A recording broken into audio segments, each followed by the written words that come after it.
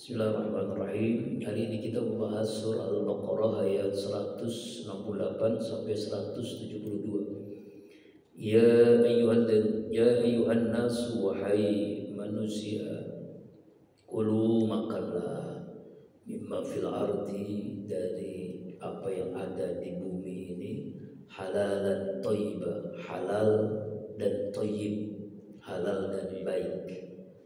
Wala tattabi'u, janganlah kamu mengikuti khutuwati syaitan, langkah-langkah syaitan. Innahu, sesungguhnya syaitan, lakum, bagi kalian semua, adu mubin, musuh yang nyata. Dalam penjelasan tafsir Jalalain, ayat ini berkenaan turun dengan ada orang-orang ketika itu mengharamkan jenis onta yang dihalalkan. Maka turunnya ayat ini, ya ayyuhan nas, wahai manusia. Yang menarik di sini kalimatnya an-nas, bukan muslim, bukan mukmin, bukan kafir. Jadi umum, wahai manusia. Ya, di sini diperintahkan oleh Allah kepada seluruh manusia, baik yang muslim, yang kafir, yang munafik, yang semuanya manusia, semua manusia. Makanlah yang ada di bumi ini, semua yang di bumi silakan makan. Ya, tetapi syaratnya halalan thayyiban, halal dan thayyib. Jadi ada halal, ada thayyib. Halal itu ada dua, ada zatnya, ada cara mencarinya. Ya, halal, ya, zatnya, misalnya sapi, kambing. Tapi juga harus cara mencarinya yang halal. Cara mencarinya yang halal itu artinya sesuai dengan yang diperintahkan Allah. Jadi kalau kita makan yang halal tapi cara mencarinya haram, mencuri, merampok, korupsi, riba, menipu, sama aja kita makan yang haram. Jadi halal itu ada dua, zatnya dan cara mencarinya. Lalu juga thayyib, baik.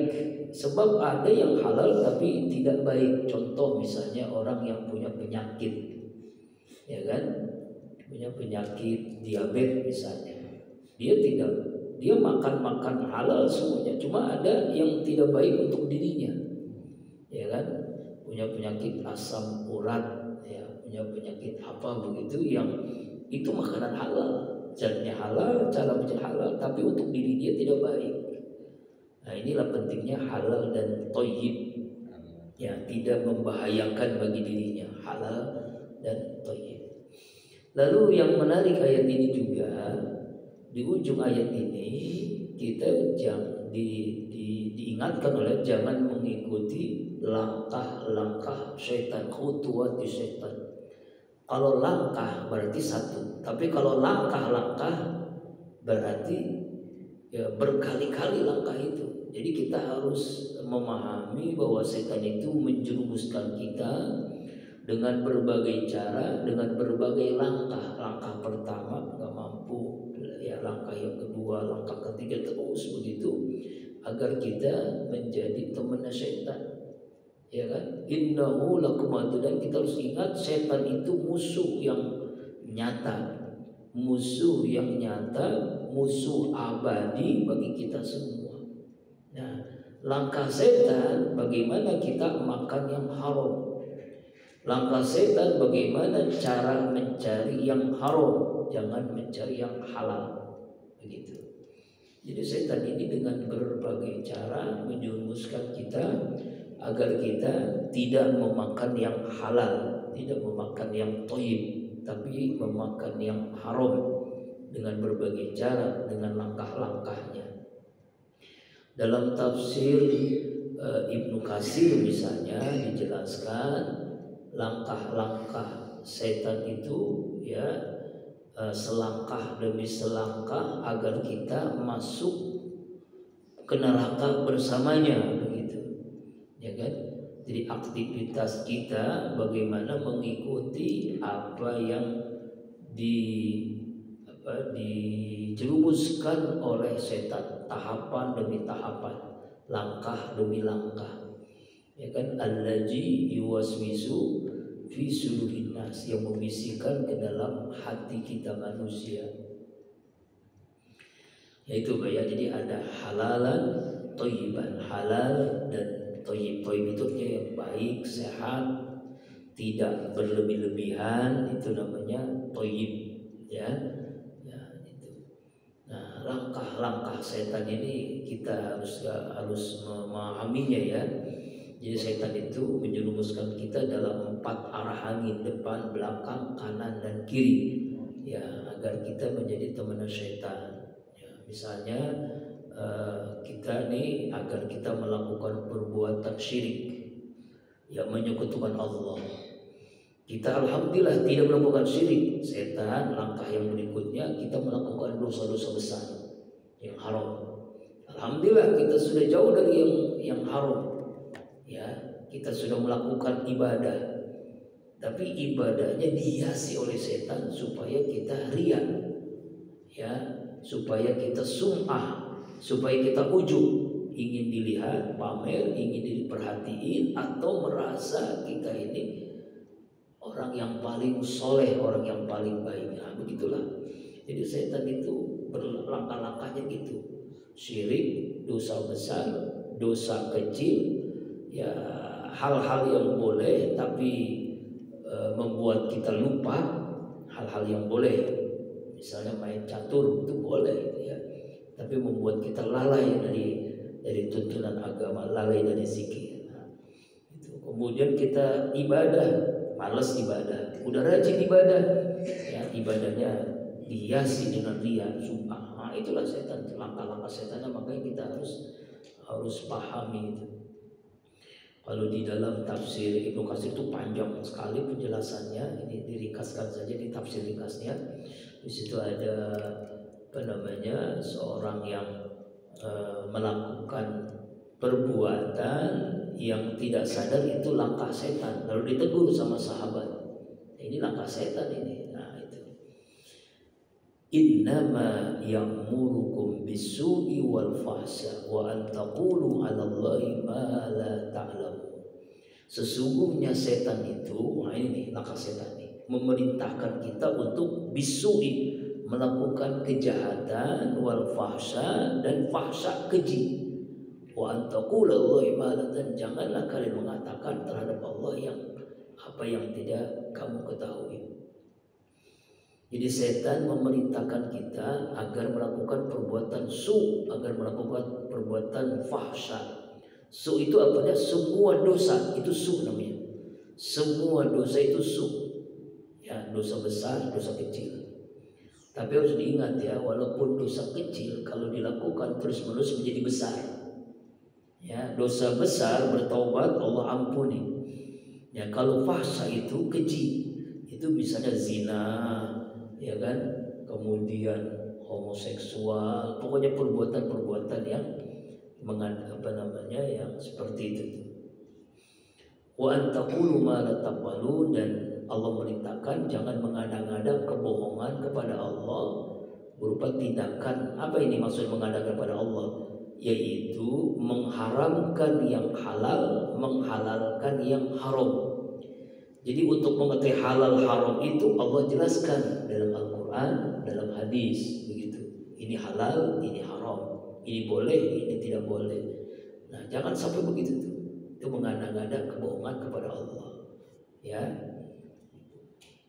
Yang kemudian ini dalam tafsir Jalalain, yaitu mengharamkan yang haram, menghalalkan yang haram, ya, menghalalkan yang haram, mengharamkan yang halal. Jadi dirubah-rubah begitu, ya. Ya, nauzubillah min dzalik. Ya, maka kita harus ingat nih. Jadi setan itu bagaimana menjerumuskan kita dengan berbagai cara agar kita melakukan perbuatan su dan fahsya. Nah, fahsya itu zina, fahsya itu homoseksual. Yang menarik bagi kita ini sekarang ini, di zaman orang melakukan perzinahan sudah terang-terangan, buktinya di videoin live lagi kan, nauzubillah ya kan? Dan sekarang zina itu ternyata bukan hanya orang-orang yang kita tahu dia itu memang pelaku maksiat, bahkan yang seorang yang kita anggap dia ustadz, guru, ya, ada yang melakukan perzinahan bahkan. Ini oknum ya, oknum aja ya, gitu kan, muridnya lah diiniin gitu kan, kemudian santrinya, astagfirullah, auzubillah. Nah, itulah langkah-langkah setan itu. Jadi tipuan-tipuan setan. Nah, jadi semua maksiat kepada Allah itu adalah bagian daripada langkah setan ya. Nah, kemudian dalam penjelasan yang lain, tafsir Misbah, setan itu kan musuh yang nyata bagi kita kan. Yang mulai dari kenapa kok awalnya ini makanan, baru setan. Nah, ini yang menarik. Dalam tafsir Misbah dijelasin bahwa Nabi Adam awalnya itu terperdaya melalui makanan. Yaitu apa?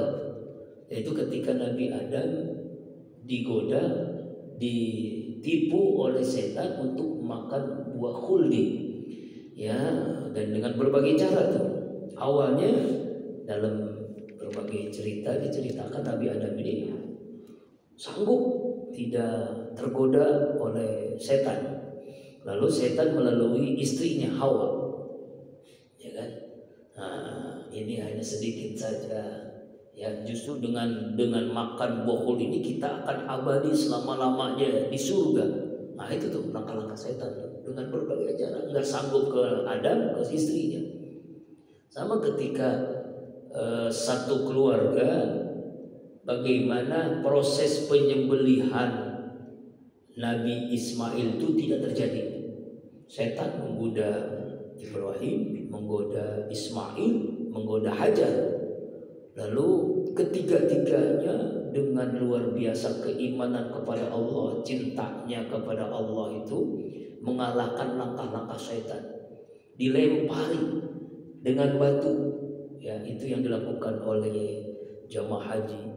Ya, itu berawal dari peristiwa setan menggoda Ibrahim, Ismail, dan Siti Hajar.